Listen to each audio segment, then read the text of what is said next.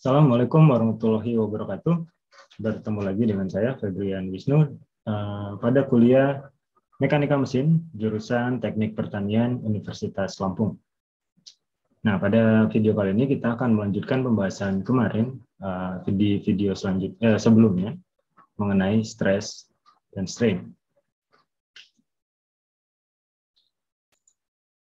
Oke, ya masih sama ya dalam praktek teknikan komponen mesin mungkin mengalami berbagai gaya yang disebabkan oleh satu atau lebih hal-hal berikut seperti energi yang ditransfer, kemudian berat mesin, resistensi gesekan, inersia komponen berputar, perubahan temperatur, dan ketidakseimbangan komponen yang bergerak.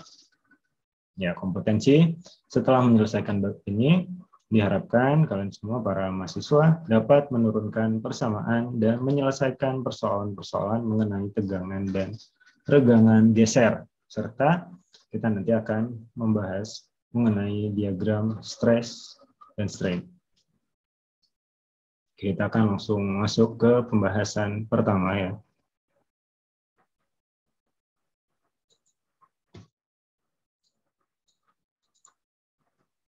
Oke, yang pertama adalah shear stress and strain atau tegangan dan regangan geser. Ya, bisa dilihat di gambar ya.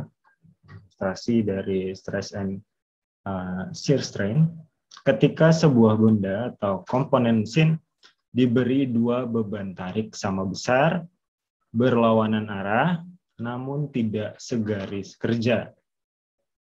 Perhatikan di sini perbedaan dengan yang kemarin tensile stress maupun compressive stress, beban tariknya tidak segaris kerja. Yang di sebelah kiri, F yang pertama menarik ke sebelah kiri di atas ya, yang kedua F-nya di bawah, jadi tidak segaris.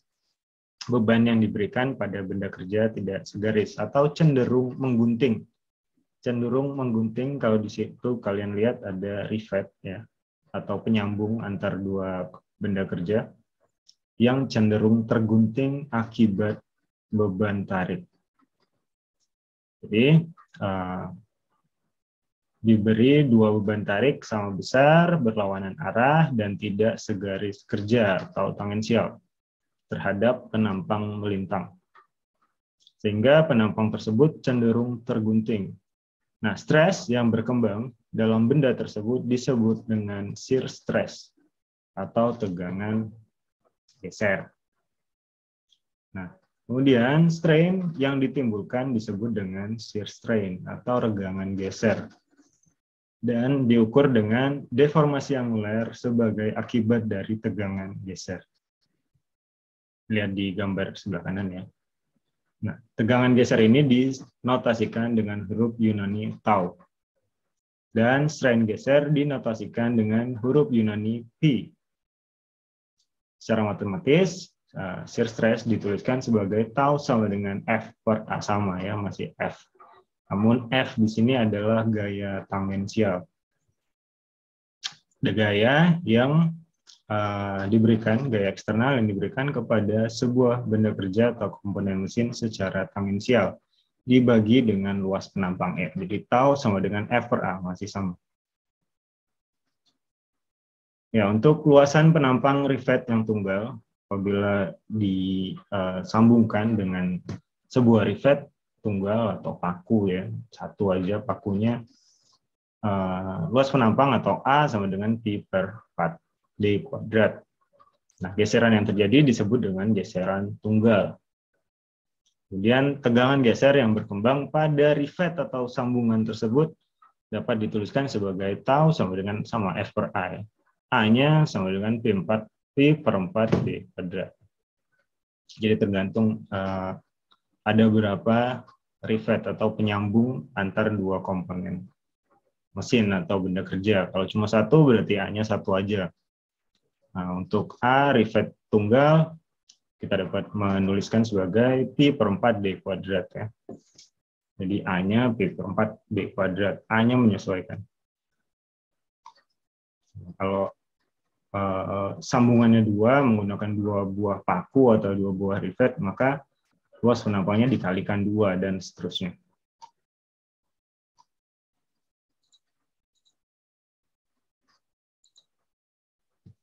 Nah, kemudian ini adalah diagram stress strain.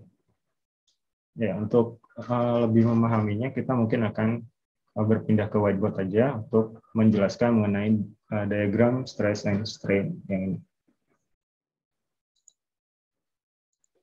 Ya, pada diagram stress and strain kita lihat di situ ada beberapa titik ya, dari A sampai J. Nah, ini akan kita bahas satu-satu. Titik A pada diagram ini merupakan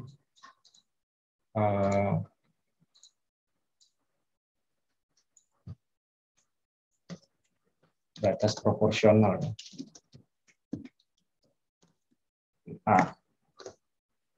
Nah, ketika benda kerja atau komponen ditarik, maka benda tersebut akan mengalami tegangan dan memanjang. Apabila sebuah benda ditarik, maka benda tersebut akan mengalami tegangan dan memanjang. Nah, titik proporsional adalah titik yang membatasi daerah perbandingan stres dan strain linear. O sampai ke A ini. Dari O sampai A merupakan titik yang membatasi daerah perbandingan stres dan strain linear. Hukum Hooke berlaku pada daerah O sampai A ini. Dari O sampai A, hukum Hooke berlaku. Kemudian ada titik B. Titik B adalah batas elastik. Nah, ketika beban ditarik, ya, ketika beban tarik ditambah sampai ke titik B.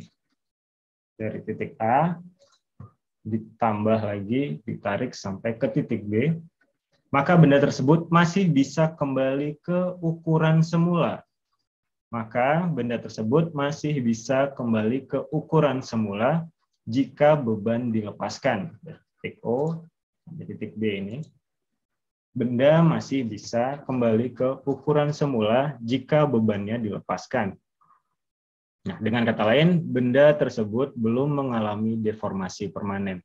Jadi, sampai di titik B ini, benda masih bisa kembali ke ukuran semula. Jadi, bendanya belum mengalami deformasi atau perubahan bentuk secara permanen, masih bisa balik lagi. Kemudian ada yang ketiga, titik C.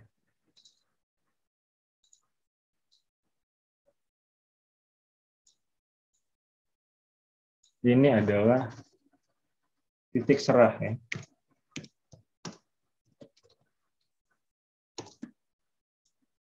Titik serah atau yield point.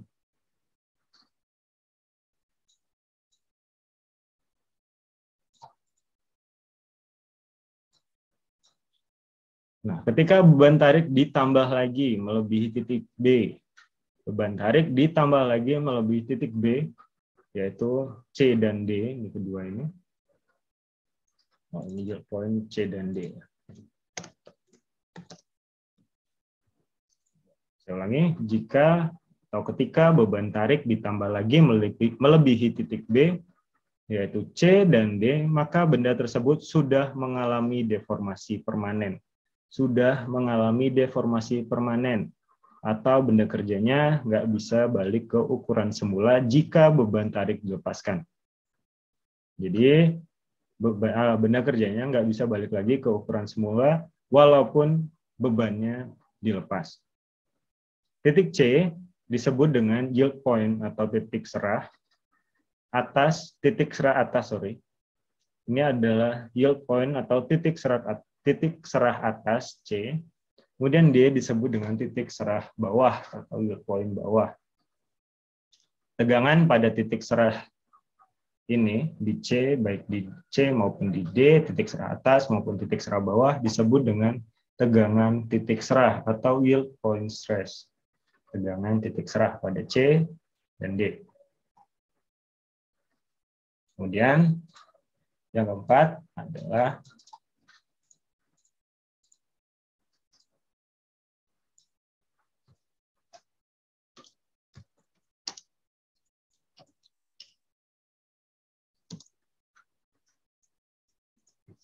Yang keempat adalah tegangan ultimate. Jika beban tarik ya ditambah lagi melewati titik C dan D sampai ke titik E, apabila ditambah lagi beban tariknya sampai ke titik E, maka stres yang berkembang pada benda tersebut sudah mencapai maksimum.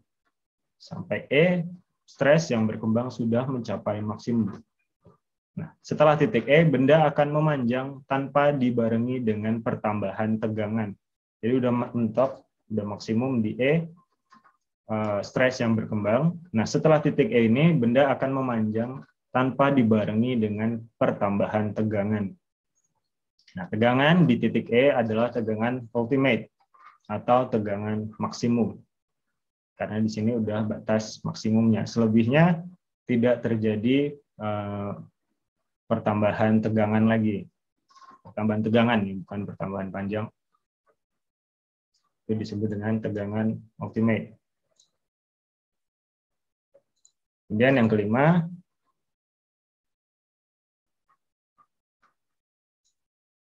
adalah tegangan putus.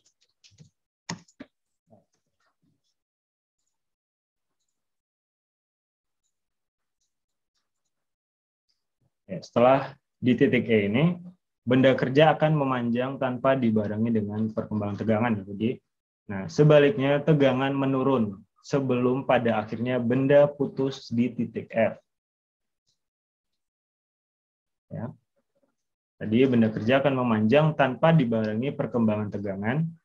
Sebaliknya, tegangan menurun sebelum pada akhirnya benda putus di titik F.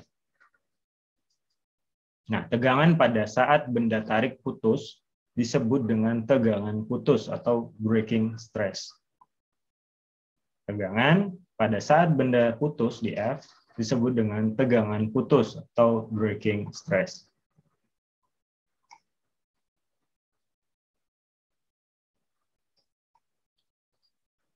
Nah, selama benda kerja ditarik, ya, luas penampang benda tersebut akan mengecil dari semula A menjadi A aksen atau A kecil, ya. Persentase perubahan adalah pengurangan luas penampang dibandingkan luas penampang awal. Jadi kita menghitung juga ya persentase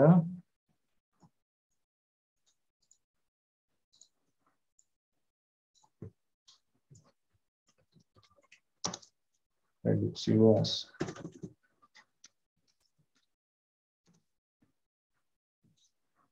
Ya, persentase reduksi luas penampang, ya. Ini luas penampang awal.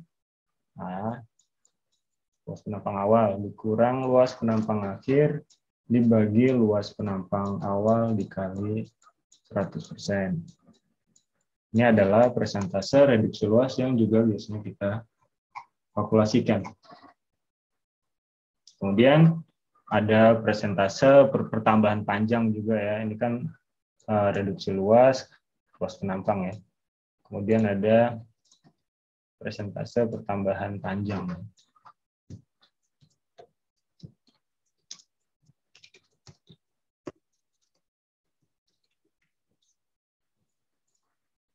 Untuk persentase pertambahan panjang, perhitungannya adalah panjang awal dikurangin panjang akhir,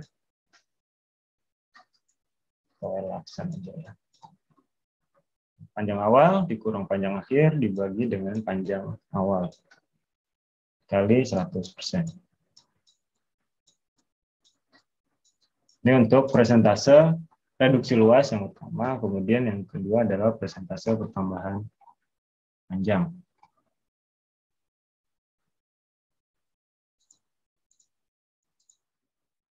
Nah, baik, kemudian ada stres linear dan stres lateral.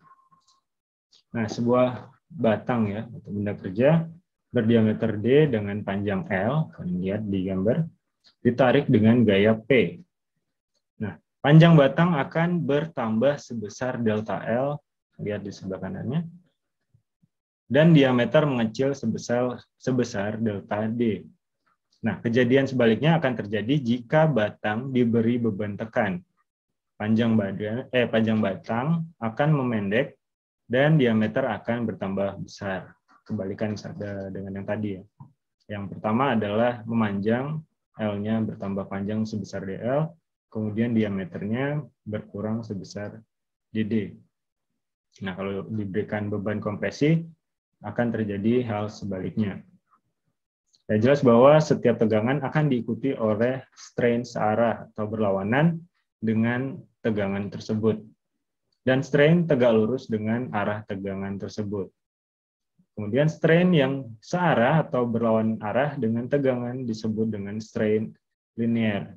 Strain yang searah atau berlawanan arah dengan tegangan. Ya, searah atau berlawanan arah dengan tegangan, jadi masih segaris, disebut dengan strain linear. Kemudian strain yang tegak lurus dengan tegangan disebut dengan strain lateral. Itulah untuk membedakan ya, atau untuk mengidentifikasi strain linear dan strain lateral.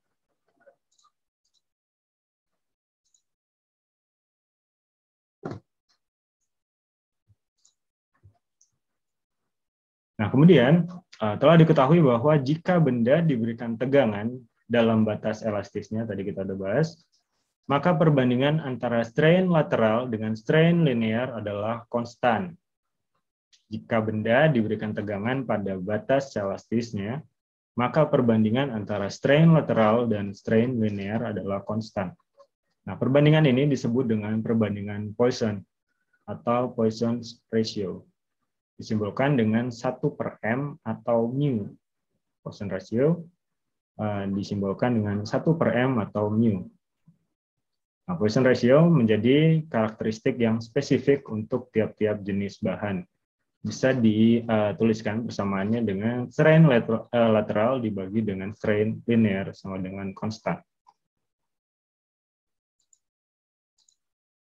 Nah, untuk beberapa bahan, Poisson ratio ini udah ditentukan ya. Jadi untuk sebuah benda kerja atau komponen mesin, Poisson ratio-nya udah ditentukan, misalnya baja di sekitar 0,25 sampai 0,33, kemudian perunggu atau besi tuang, misalnya besi tuang ya, 0,23 sampai 0,27 Poisson ratio-nya. Yang perlu diingat adalah Poisson ratio-nya adalah perbandingan antara strain lateral dibagi dengan strain linear. Ini akan sangat berguna dalam menentukan rancangan mesin ya, kekuatan mesin, kekuatan dari komponen mesin. Oke, kita akan berlanjut ke contoh soal.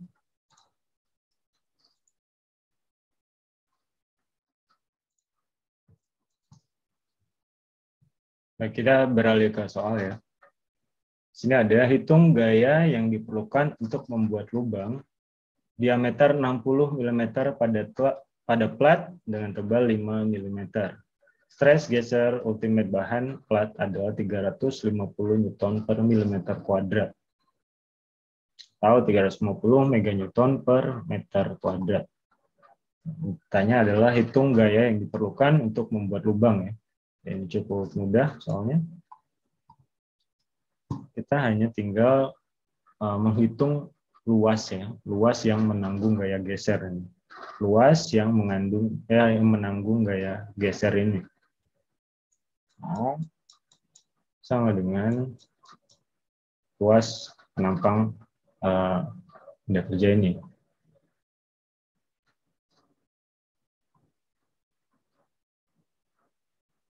I D T. Ya. D-nya adalah 60 mm, kemudian T-nya adalah tebal plat 5 mm. Ini adalah Pi dikali 60 dikali 5 dengan 942,86.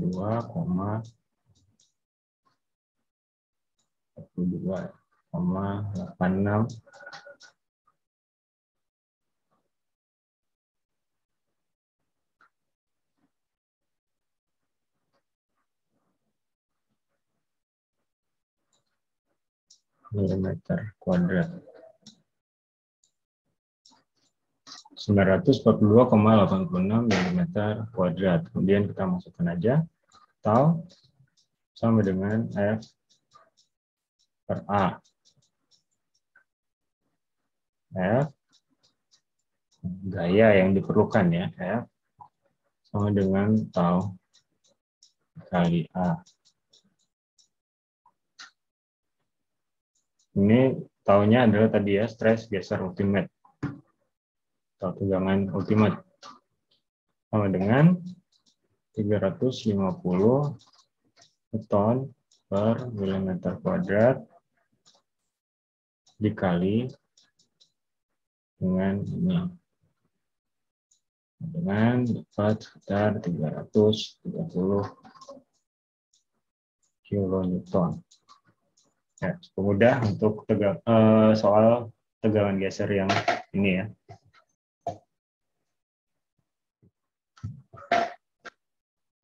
Ya, itu dia tadi materi ya mengenai stress and strain.